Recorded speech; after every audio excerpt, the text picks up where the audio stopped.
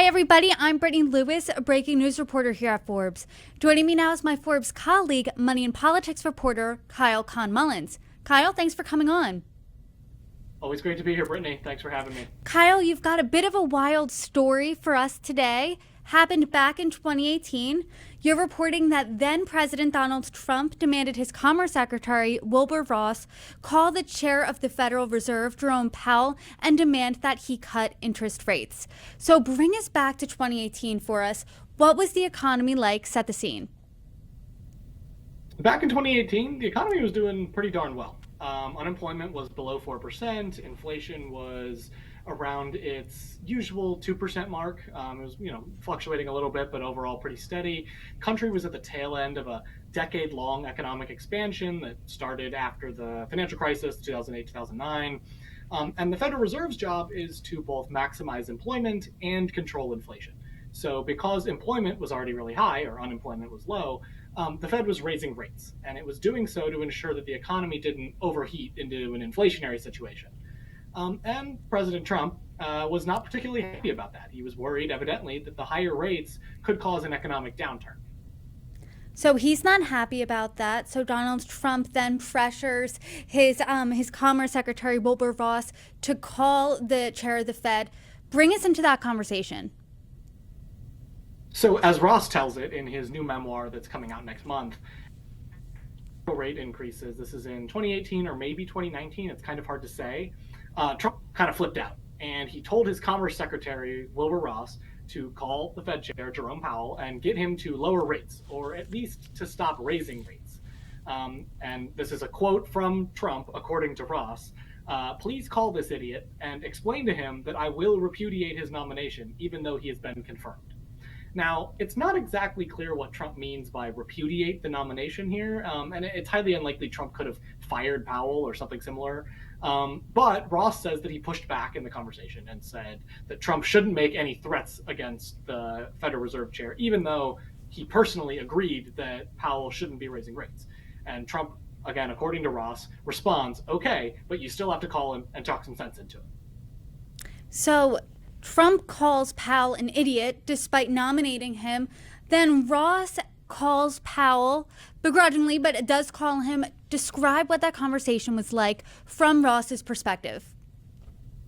So again, according to Ross, he does get on the phone with Powell eventually, and Powell was kind of apprehensive about the phone call because, again, according to Ross, he was worried that the conversation would get back to Trump. The two, Powell and Ross, argue back and forth a bit on this call about rate increases and about the Fed's economic modeling. And then Powell apparently shut things down and said something along the lines of, I have no obligation to debate with you, and I am not going to do so. And the call ended soon after that. And so these details are all coming from Ross's perspective. But from his perspective, did this call make a difference? Did it impact any of the decisions at the Fed?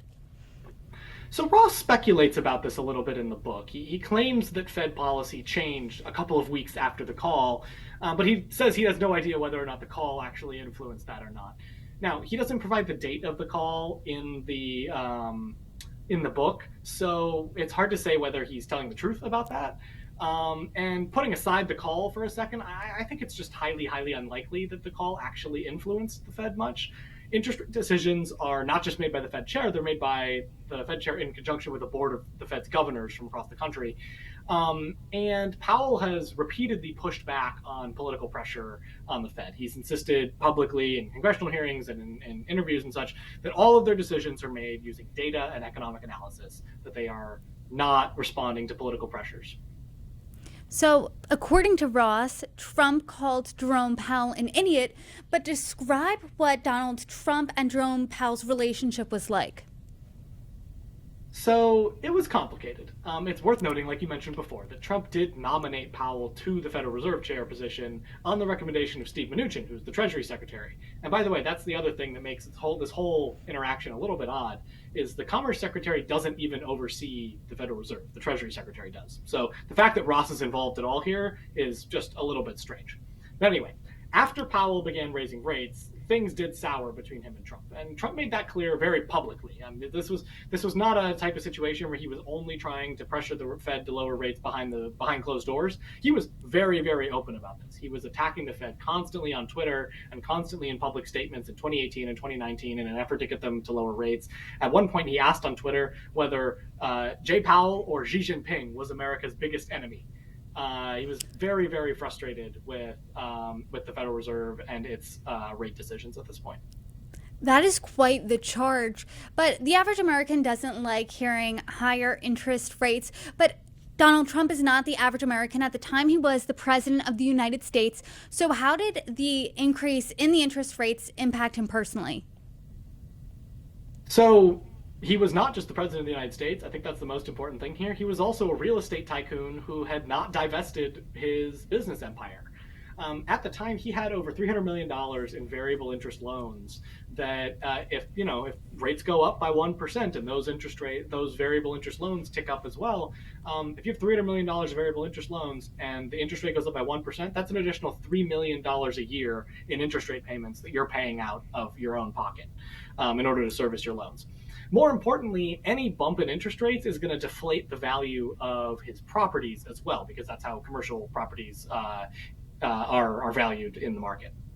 While Joe Biden has been president, the Fed has hiked interest rates. How has that impacted Donald Trump's bottom line then? Yep. So the Fed has been raising rates pretty consistently throughout Joe Biden's presidency, and it's held them steady at a high level for a while. That's to control the burst of inflation that the economy saw after the COVID-19 pandemic. Trump, after leaving the presidency, went back to his business, and he still has 2 variable rate loans on 2 of his most valuable buildings. He has a 30% share of 1290 Avenue of the Americas in New York and a 30% share of 555 California Street in San Francisco. Those are both big office commercial properties. High rates are likely costing him tens of millions of dollars in higher interest costs, according to the reporting of my colleague Dan Alexander. But additionally, since Powell's Fed raised rates following the pandemic, Trump's commercial properties have also lost a lot of value. Again, that's because interest rates affect the valuation of commercial properties. So as the rates have gone up, Trump's commercial empire has lost about a quarter of its value since those rates began increasing. So about $560 million, according to our estimates. So according to Ross, Donald Trump tried to inadvertently put some pressure on Jerome Powell to decrease rates here. But historically, does the Fed operate independently from politics and any administration? So in theory, the Fed is supposed to operate independently from politics. It was designed by Congress to control 2 things. Make sure employment is as high as possible and inflation is as low as possible within a reasonable bound. So an economist will tell you that that's really, really important. That's actually by design. That's how you design a good central bank, is make sure that it's not influenced by political pressure. What we see across the world is that when central banks are controlled by political branches overtly, they tend to not do a very good job, and you get a lot of macroeconomic instability. There's an election coming up, the incumbent wants a boost, so they lower interest rates, the economy gets a little short-term boost, a little sugar high, but the bill comes due, presumably after the election, right? And inflation spikes, afterwards because interest rates are lower than they should be given the economic situation at the time. There are tons of examples of this around the world. I think Turkey, Argentina, Venezuela, these are all countries that have had a lot of political influence on their central banks, and as a consequence have had a lot of macroeconomic instability. With all that said, I think it's important to note Congress does exercise oversight over the Federal Reserve, and the president does appoint the chair of the Federal Reserve, like Trump appointed Powell. So we're not talking about total immunity, total seclusion away from politics, but it's a healthy separation for the day-to-day operations of the central bank. In modern American history, though, aside from Trump, has any other president or administration tried to pressure the Federal Reserve? Yeah, there have been a couple of examples here, and these are fairly infamous examples among economists who tend to pay very close attention to these things. But presidents like Lyndon Johnson, Richard Nixon, Ronald Reagan, all in various ways tried to put pressure on the Federal Reserve to do what they wanted. Usually it was they wanted lower interest rates so they would do better in an election. It usually doesn't work, although in Nixon's case, it seems pretty clear he was actually able to get interest rates lowered before his election. He was running for re-election in 1972. He ended up winning in a landslide, but inflation ended up spiking, and we had a decade afterwards of very high inflation in the 70s. Ronald Reagan also tried to put pressure on the Fed through his chief of staff, James Baker. But according to the Fed chair at the time, he wrote a memoir. This was Paul Volcker. Volcker said that he just walked out of the room, did not even engage with Baker because he wasn't going to allow himself to be politically influenced. So overall, the past few decades have seen the Fed operate pretty independently from political pressure, subject, again, of course, to that oversight from Congress. Is there any indication, because as we know, former President Trump is running again for re-election, of what his relationship with the Fed would look like should he win in November? It's kind of difficult to say. Trump has said a lot of difficult things, or excuse me, a lot of different things about this, as Trump is wont to do. And it's tough to nail him down. He's said that he wants more say in interest rate policy, but he's also walked those comments back. And then he says it again, and then he walks them back.